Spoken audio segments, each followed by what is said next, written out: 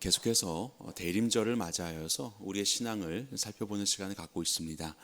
우리가 사가랴, 한 가정의 아버지가 되는 사가랴 이야기를 나누었고, 또 어머니가 되는 엘리사벳의 이야기를 나누었고, 오늘은 그들의 자녀인 침례 요한의 이야기를 나누겠습니다. 그래서 하나님께서 이 가정을 세우셔서 어떻게 오시는 이 예수님을 준비하게 하셨는지를 통하여 오늘 주님을 맞이한 대림절을 지나는 나와 우리의 가정의 모습을 좀 살펴보고 하나님이 기뻐하시는 신앙의 결단이 있기를 바랍니다. 세상에서는 우리의 가정이 잘 되기 위해서는 이런 이야기가 있더라고요. 아빠의 저력과 엄마의 정보력과 아이의 실력이다. 그래야 뭐가 좀 자녀가 좋은 대학에 가고 잘 된다라고 해요. 그런데 그렇게 살아오다가 최근에는 좀 이게 바뀌었습니다. 최근 21세기에 들어오면서 영어 유치원 열풍이 시작되면서 영어 유치원을 유치원 아이를 보내려고 하니까 아빠가 워낙 젊은 아빠니까 재력이 그렇게 많지가 않아요. 모아둔 게 없어요. 그래서 요 세 가지가 바뀌었죠. 할아버지의 재력과 아빠의 무관심과 엄마의 정보력, 아이의 실력은 온데간데 없고 이것만 있으면 죽이 되든 밥이 되든 이 가정이 좀 잘 될 수 있다. 뭐 이런 세상에서의 이야기들이 있습니다. 그런데 우리는 사가랴의 침묵과 엘리사벳의 동역과 그리고 침례 요한의 기다림, 이 기다림은 곧 회개라고 할 수 있는데요. 바로 이 모습 속에서 예수 그리스도를 맞이할 우리 자신과 우리의 가정의 모습을 돌아보기를 원합니다. 사가랴 아버지가 그랬던 것처럼 하나님의 말씀 가운데 귀를 기울이는 바로 그러한 삶, 어머니 엘리사벳이 그런 것처럼 은혜를 얻고 또 은혜를 분별하며 또 하나님의 하실 일들을 기대하며 사람을 세워주고 믿음을 축복하는 그런 어머니, 그리고 주 앞에 우리에게 받은 사명을 결단하며 회개하는, 그리고 회개하게 하는 바로 그러한 삶을 살았었던 사명자 침례 요한의 모습을 통해서 우리 각자 그리고 우리 가정이 주 앞에 그렇게 서게 되는 대림절이 되기를 간절히 소망합니다. 오늘 본문은 이렇게 시작합니다. 이 아이여, 내가 지극히 높은 신 이의 선지자라 일컬음을 받고 주 앞에 앞서가서 그 길을 준비하여. 사가랴가 노래합니다. 나의 아이는 바로 이렇게 예수님이 오실 길을 준비하는 아이가 될 것이다. 그렇게 주 앞에 드리고 있습니다. 이때는 마치 우리의 때와도 비슷하다라고 할 수 있을 것 같습니다. 침례 요한은 사적으로는 예수님을 알죠. 또 복중에서도 뛰놀기도 하였고 또 가까운 사이였기 때문에 아마 예수님을 사적으로는 만났을 거예요. 하지만 이제 침례 요한이 장성하여서 그의 사명을 감당하고 있을 때에 아직 공생애로서 공적으로 자신을 드러내신 예수님은 아직 만나지 않은, 사적인 만남은 있었지만 공적인 만남은 아직 이루지 않은 바로 그 사이를 살아가고 있는 것이 바로 이 본문의 때에, 이 때의 침례 요한의 모습입니다. 이미와 아직이라는 이야기를 많이 들어보셨을 겁니다. 오늘을 살아가는 이 우리의 긴장을 말하고 있는 것이죠. 예수님은 이미 오셨습니다. 그런데 예수님은 아직 오지 않으셨습니다. 그래서 그 예수님을 기다리는 것이 우리의 모습이에요.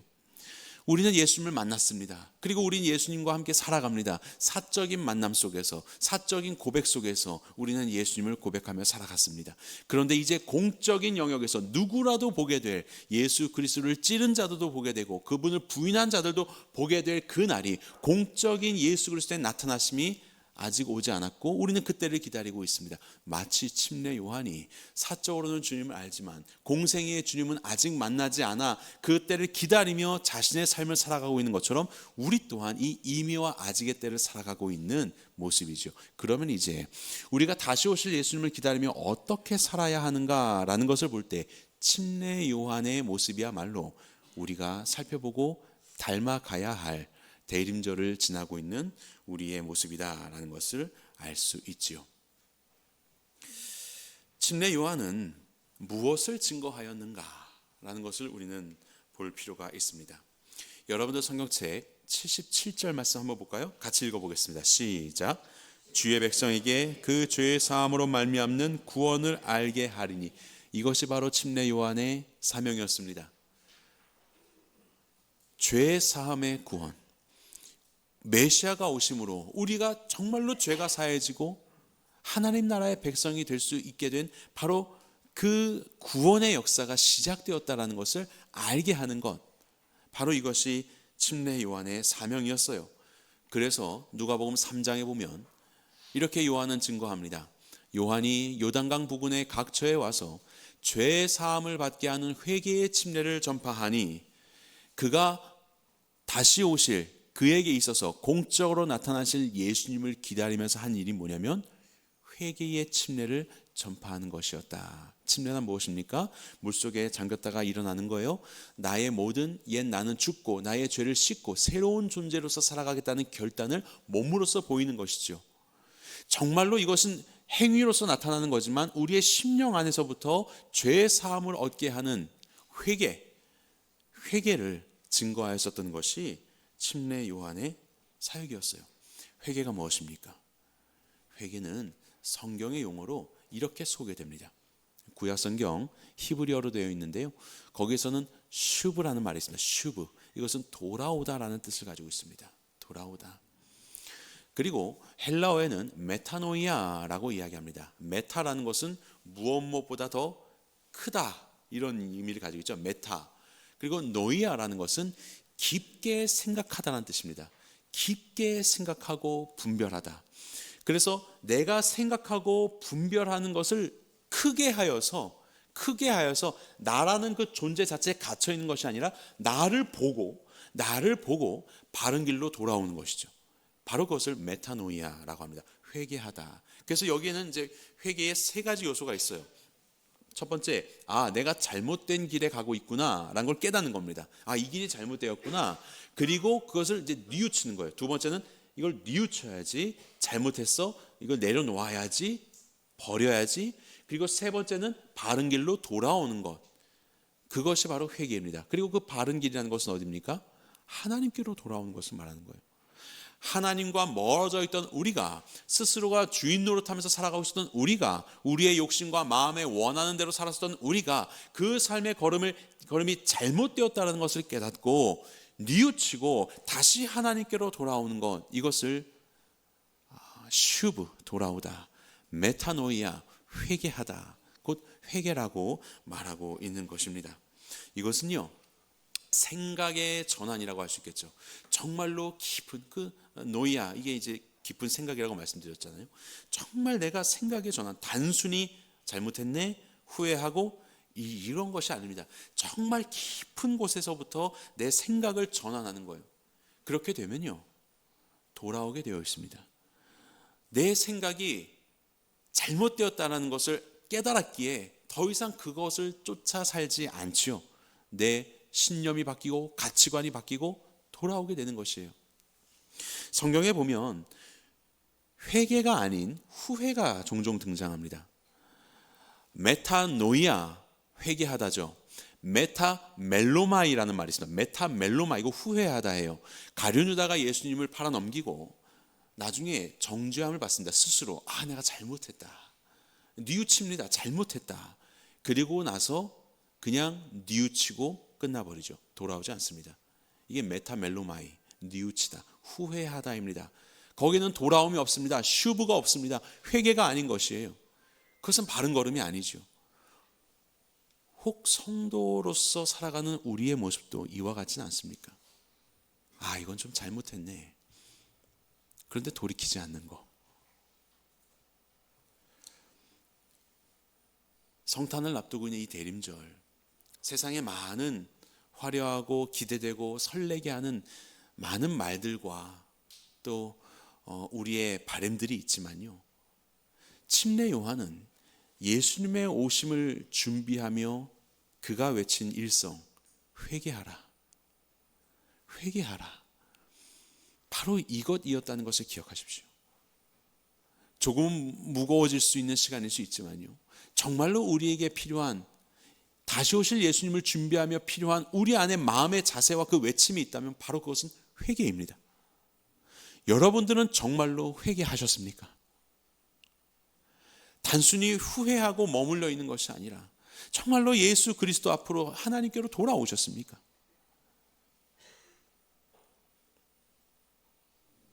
우리가 왜 회개를 해야 되냐면, 회개는 우리가 구원을 받을 수 있는 유일한 조건이 되기 때문에 그렇습니다. 다른 것들로 여러분들이 행하고 만들어낸다고 구원받는 것이 아니라 예수님이 다시 오신 날 최후의 심판자로서 이 땅의 양과 염소를 가리시며 천국과 지옥을 가르실 텐데, 바로 그때에 우리가 하나님의 자녀가 되어서 영원한 구원을 얻기 위한 유일한 조건은 바로 회개입니다. 회개했는가? 그래서 주님의 오실 것을 기다리면서 우리가 할 일은 다른 어떤 것들도 중요하지만 무엇보다도 가장 중요한 것이 내 심령을 살피는 것. 정말로 나는 내 깊은 마음속에서 주께로 돌아왔는가? 나의 걸음에서 떠나 내 주인 되신 주님께로 나는 향하고 있는가? 주 앞에 머물고 있는가? 이것이 회개는 단순한 감정의 동요함이 아니라고 말씀드렸습니다. 메타노이아, 깊고 깊은 생각의 전환입니다. 정말로 나는 주님 앞에 내가 추구하며 살았었던 이 세상에 있는 것들이 헛되고 실패한 것이라는 것을 깨달았는가? 참된 생명과 구원은 하나님께만 있으니 주님을 붙잡는 그 걸음으로 나는 다시 되돌아 나아가고 있는가? 이것을 우리는 기억해야 돼요. 그리고 그렇게 돌아온 자들은요, 변화되게 되어 있습니다. 왜냐하면 생각의 깊은 곳에서 전환이 이루어졌기 때문에, 그 깊은 곳에서부터의 전환이 이루어졌기 때문에 그의 삶은 바뀌어요. 완벽을 말하는 것이 아닙니다. 하지만 그의 삶은 변화의 걸음 속에서 열매가 맺어지는 거죠.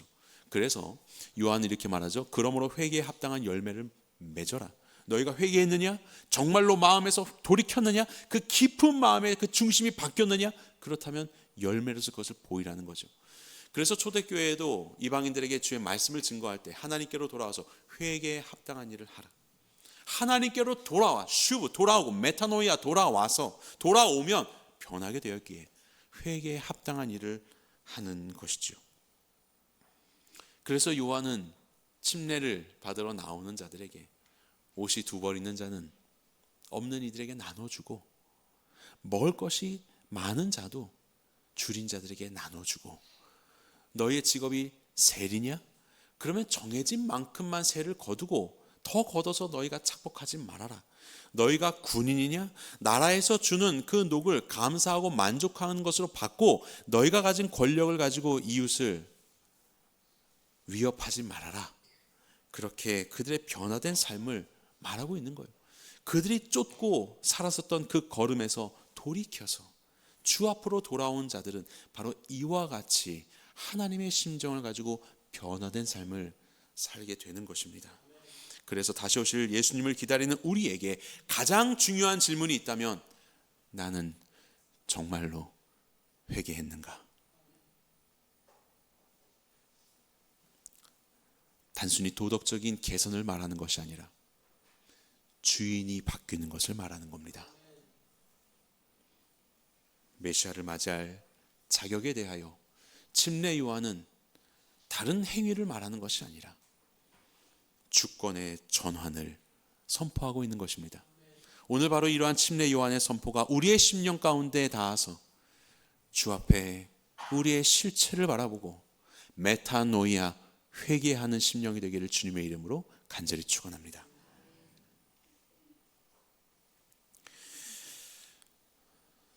본문의 79절 말씀을 우리 한 목소리 읽어볼까요? 시작.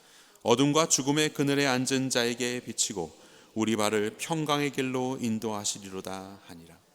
우리는요, 본래 어둠과 죽음의 그늘에 앉아있는 자들이었습니다. 하나님을 떠나서, 빛되고 생명 되신 하나님을 떠나서 어둠과 죽음의 그늘 아래 죄의 종노릇하고 있었던 우리들. 그런데 하나님의 긍휼로 말미암아 돋는 해와 같이 빛이 우리 가운데 비치게 되어서 이제 우리가 평강의 길로 갈 수 있는 길을 열어주신 하나님.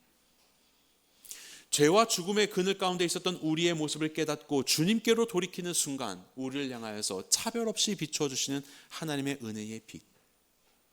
그 속에 걸어가는 우리의 걸음을 평강되게 하시고 마침내 천국으로 인도하실 하나님의 은혜를 선포하고 있는 것입니다. 성경은 바벨론과 하나님의 나라라는 구도 속에서 계속해서 우리에게 말씀합니다. 바벨론이라는 것이 바로 이 어둠과 죽음의 그늘입니다. 하나님 떠나서 스스로가 하나님 없이 자신의 삶의 안녕과 평안과 안정을 추구하려는 모든 시도들과 세상의 시스템들과 이 모든 인간의 모습을 총칭하여서 말하는 것이 바로 바벨론입니다. 바벨론. 그래서 구약 성경에 보게 되면 이스라엘 백성들이 있었는데 바벨론이 침공하여 들어옵니다. 역사적인 제국이었죠. 바벨론이 침공하여 들어오자 이 이스라엘 백성들이요, 하나님의 성전이 우리 안에 있고 언약궤도 우리에게 있고 우리가 이렇게 예배를 드리고 있으니 걱정 없다, 평안하다, 평안하다, 바벨론은 우리를 이길 수 없다, 그렇게 말하기 시작합니다. 과연 그러할까요? 그들이 그렇게 오늘 아침에도 상번제로 예배를 드리고 오늘 저녁에도 예배 드리고 절기마다 예배를 드리고 하나님이 주시는 말씀들을 그렇게 지켰다고 하여서 바벨론이 자신들을 잠식하지 않을까요? 그렇지 않습니다. 예레미야는 이렇게 말합니다. 내가 너희에게 꾸준히 일렀으나 너희가 순종하지 아니하였느니라. 계속해서 예레미야를 통해서 하나님이 말씀하시는데 정작 그들은, 유다의 백성들은 하나님의 말씀 듣지 않았다라는 거예요. 하나님 말씀하십니다. 그가 이르시기를 너희는 각자의 길과 악행을 버리고 슈브 돌아와라. 오늘도 예배를 드렸는데요, 오늘도 성전이 있기 때문에 그 안정감 속에서 살아가고 결단하고 있는 이스라엘 백성들이었는데요, 근데 하나님 말씀하시는 건 너희는 내 말을 듣지 않았다. 너희의 그 악행에서 돌아와라. 그들은요, 예배를 드렸죠. 종교 생활을 하였습니다. 그런데 그것을 통하여서 내 삶의 주인 되신 하나님을 만난 것이 아니라 그 예배 행위를 통하여 그저 자신의 삶을 정당화했던 것이에요. 그냥 선민으로서 나는 이렇게 했다라는 것이죠. 얼마나 무서운 일입니까? 정작 하나님의 음성을 듣지도 못하고 그래서 순종하지도 않고 그럴듯해 보이는 삶이지만 하나님과 상관없는 자신의 유익을 구하는 삶 속에서 그들은 어둠과 죽음의 그늘 아래 여전히 살아가고 있는 바벨론의 삶을 살고 있었다는 겁니다. 하나님은 그것을 알려주기 위해서 그들을 멸망시키시죠. 성전을 회파시키시지요. 그리고 그들을 바벨론으로 끌고 가서 살게 하시죠. 너희가 바벨론이었어. 너희가 예배를 드렸지만 너희가 바벨론이었어. 이것을 알게 하신 것이에요. 정말로 회개하였는가?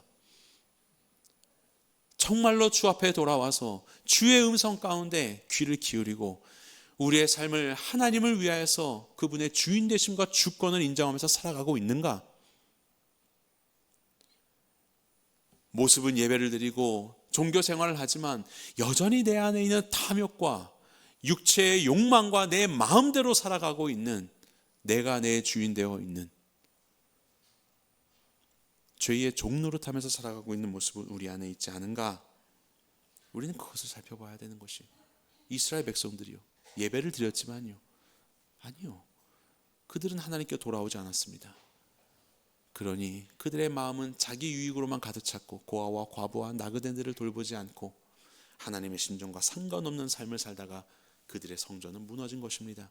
그들의 바벨론됨이 드러났던 것입니다. 계시록의 말씀을 보게 되면 바벨론이 또 등장하죠.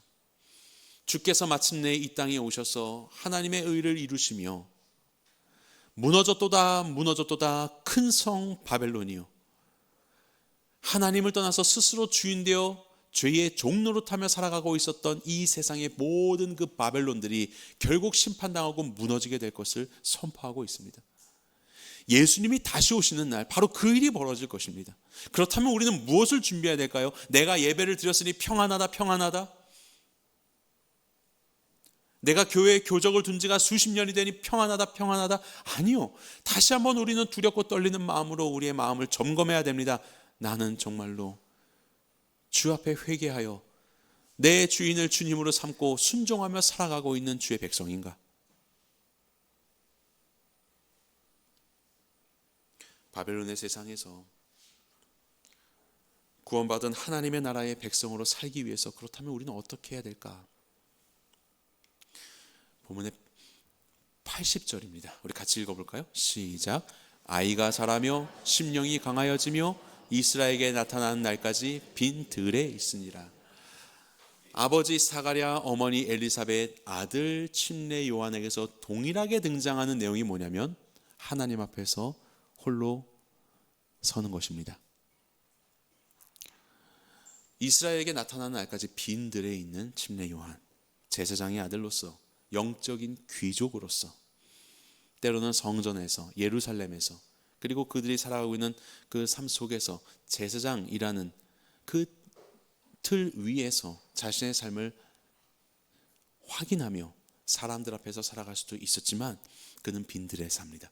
마치 사가랴에게 침묵 허락하셔서 말하지도 못하고 듣지도 못하게 하시고 오직 하나님의 약속의 말씀 가운데 그의 심령을 두셨던 것처럼 엘리사벳이 잉태를 하게 되고 5달 동안이나 숨어 지내며 주께서 허락하신 그 약속 가운데 그의 삶을 돌아보았던 것처럼 침례 요한도 빈들에서 삽니다.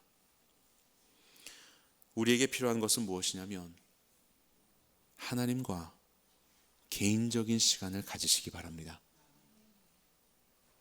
함께 모여드리는 예배와 우리의 목장 모임과 즐겁고 기쁘고 보람 있는 우리의 모든 섬김의 시간들도 다 좋지만 예수님의 오심을 앞두고 이 가정에서 일관되게 보여주고 있는 복잡하고 분주한 세상에서 잠시 떨어져서 하나님과 독대하는 시간을 갖는 것,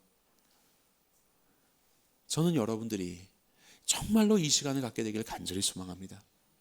하나님 앞에 나아가십시오. 개인적으로. 그리고 그 시간 속에서 말씀과 기도 가운데 깊이 들어가십시오. 하나님을 아직 나는 알지 못합니다라는 고백을 하신 분 계십니까? 감사한 고백입니다. 거기에서부터 시작할 수 있는 겁니다. 그 인정함 속에서 하나님께 나아가십시오. 간절히 찾는 자 하나님이 만나 주시겠다고 하셨습니다. 하나님은 거짓이 없으신 분이십니다. 정말로 그 간절한 마음 가지고 개인의 시간을 가지십시오. 하나님과 독대하십시오. 주님을 찾으십시오.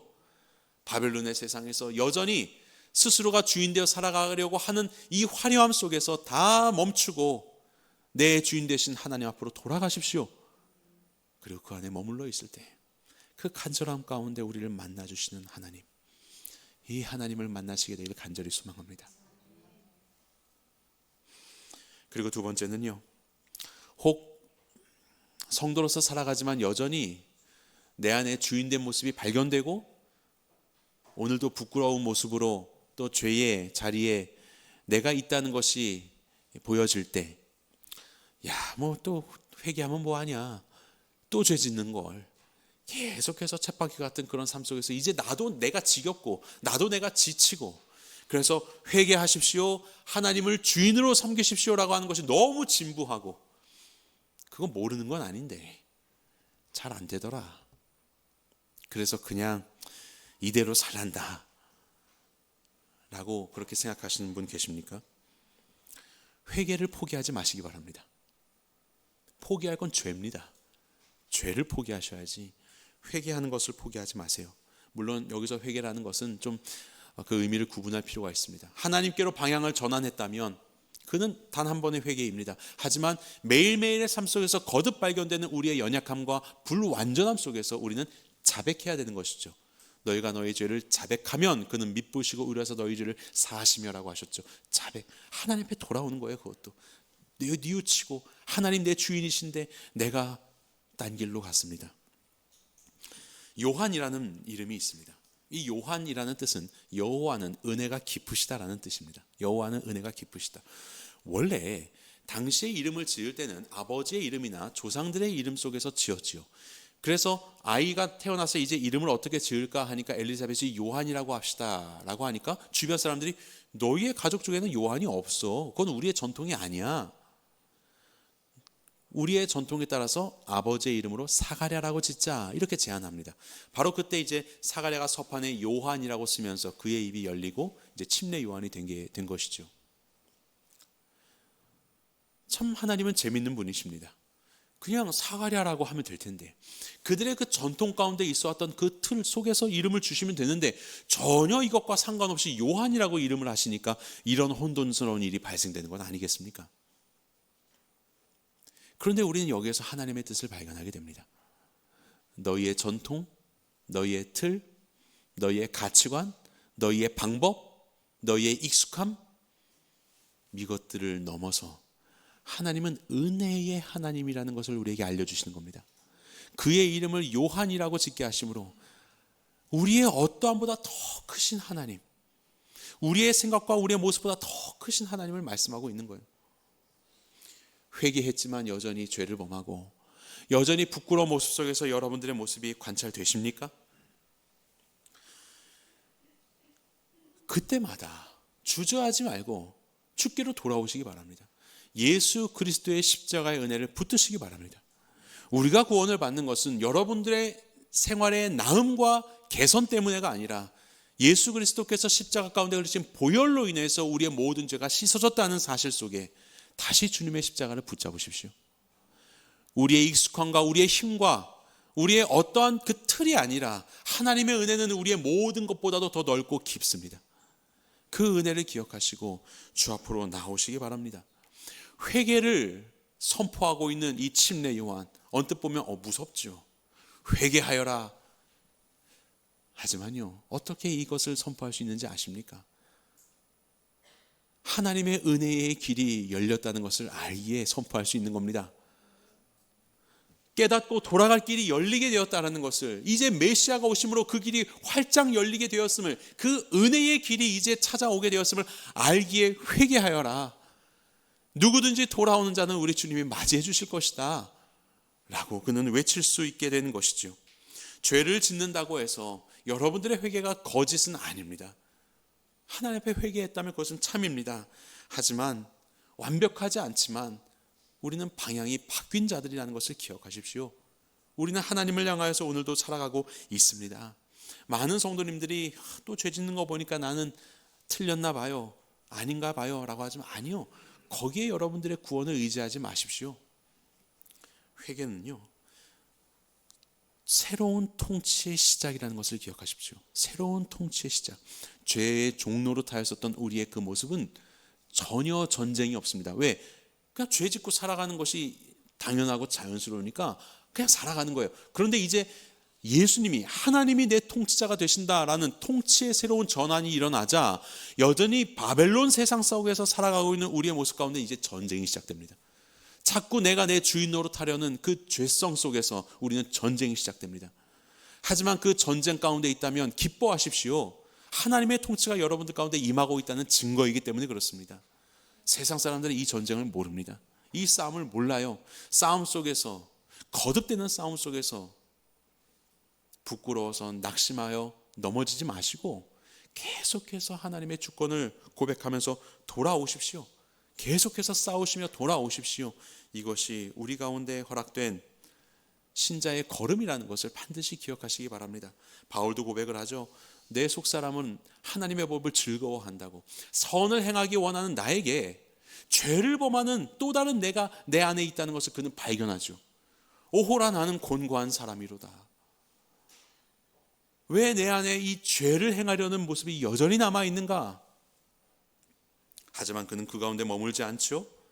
예수 그리스도로 인하여서, 예수 그리스도로 안에 있는 자에게는 결코 정죄함이 없나니, 비록 부족한 모습이 내 안에 관찰되지만 예수 그리스도 안에 있는 나이기 때문에 결코 하나님은 나를 정죄하지 않는다. 왜냐하면 생명의 성령의 법이 죄와 사망의 법에서 나를 해방하였으니까. 여전히 싸우고 있는 싸움이 우리 안에 있지만 그것으로 우리는 알 수 있는 것은 하나님의 주권이 우리 안에 있다. 하나님의 통치가 우리 안에 있다. 우리는 이미 죄와 사망의 법에서 해방된 자다라는 것을 기억하시고 여러분들의 연약한 모습 속에서 낭망하여 넘어지지 마시고 이 은혜를 붙잡으시기 바랍니다. 우리가 구원받은 것은 예수를 죽은 자 가운데서 살리신 영이 너희 안에 거하시면 그리스도 예수를 죽은 자 가운데서 살리신 이가 너희 안에 거하시는 그의 영으로 말미암아 너희 죽을 육체도 살리시리라. 우리의 어떠함 때문에 살리는 것이 아니라 우리가 예수님을 영접한다면 죽음에서 부활하신 예수님이 내 안에 있기 때문에 그의 영으로 인하여 우리를 죽을 몸에서 살리신다고 말씀하신 거예요. 우리는 이 은혜 가운데 살아가는 자라는 것을 기억하시기 바랍니다. 하나님의 뜻을 완벽하게 행하는 삶을 사는 것 좋지요. 하지만 그러지 못한다 할지라도, 실패한다 할지라도 내 주인 하나님이 아닌가 봐가 아니라 그때 다시 주님 앞으로 돌아오는 여러분 되시기를 간절히 바랍니다. 하나님의 주권, 여러분들의 주권이 하나님께 있다는 그 사실은 무엇을 의미하는지 아십니까? 여러분들이 넘어지고 쓰러져도, 여러분들이 실패한 것 같아도 하나님은 여전히 우리를 붙잡고 계시다라는 뜻입니다. 이것이 하나님의 주권입니다. 하나님은 우리를 포기하지 않으십니다. 주 앞으로 달려나가십시오. 넘어질 수 있습니다. 하지만 다시 우리의 왕 앞에 나오는 그 은혜의 길은 열려 있습니다. 그 주님 앞으로 나아가십시오. 그래서 이 예수님의 다시 오심을 기다리며 살아가는 우리의 이 여정은요, 어쩌면 다시는 죄를 짓지 말아야지라고 하는 그 결단보다도, 어쩌면 죄 가운데 있게 되더라도 나는 주저하지 않고 우리 주님께로 달려가야지, 이것을 결단하는 우리의 인생이지 않을까 싶습니다. 주저하지 마시고 계속해서 주 앞에 달려가시며 머무십시오. 침례 요한은 이렇게 고백합니다. 그는 흥하여야 하겠고 나는 쇠하여야 하리라. 바벨론의 세상 속에서 하나님의 주권을 인정하는 하나님 나라의 백성으로서 그가 흥하고 나는 쇠하는 고백을 하죠. 생명을 가진 씨앗이 땅에 떨어졌을 때 그 씨앗이 그냥 당당하게 자기 모습 드러내고 있으면 이것은 뭐 아무 일도 일어나지 않습니다. 그냥 씨앗이 썩어질 것이에요. 하지만 그 씨앗이 땅 속에 감추이게 될 때 그 땅의 온기 속에서 뿌리가 돋고 줄기가 자라며 결실을 맺어지게 되는 거죠. 바로 그렇게 우리의 삶을 오늘도 나를 위해서 살아가는 이 바벨론의 세상 속에서 하나님의 주권 인정하며 오늘도 주님 앞에 나를 버리지 않고 지금도 죄와 사망의 법에서 해방시키신 하나님 붙잡으며 주 앞에 회개하며 돌이키며 오늘도 주님을 만나며 살아갈 때 하나님 안으로 들어간 바로 그러한 우리의 심령 속에서, 우리의 삶 속에서 하나님의 때에 회개의 열매들이, 성령의 열매들이 맺어지게 될 것입니다.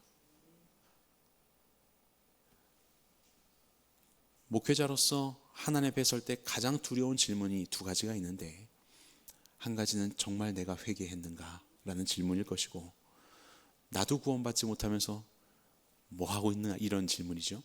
두 번째 질문이 있다면, 함께 신앙생활하고 있는 우리 성도님들 중에서 이렇게 수십 년간 같이 예배도 드리고 성경 공부도 하고 봉사도 했는데 회개하지 않은 분이 계시면 어떡하지? 바로 그거에 대한 하나님의 책망을 들을 생각이 제일 두렵습니다. 예수님의 다시 오심을 준비하는 이 대림절, 간곡히 부탁드립니다. 진심으로 회개하시기 바랍니다. 그리고 주 앞에 돌아가 주 앞에 머물므로 인하여서 여러분들의 삶 속에서 하나님의 주권으로 인하여서 나타나는 변화와 결실로서 하나님께 영광 올려드리시는 모든 성도님들 되시기를 주님의 이름으로 간절히 축원합니다.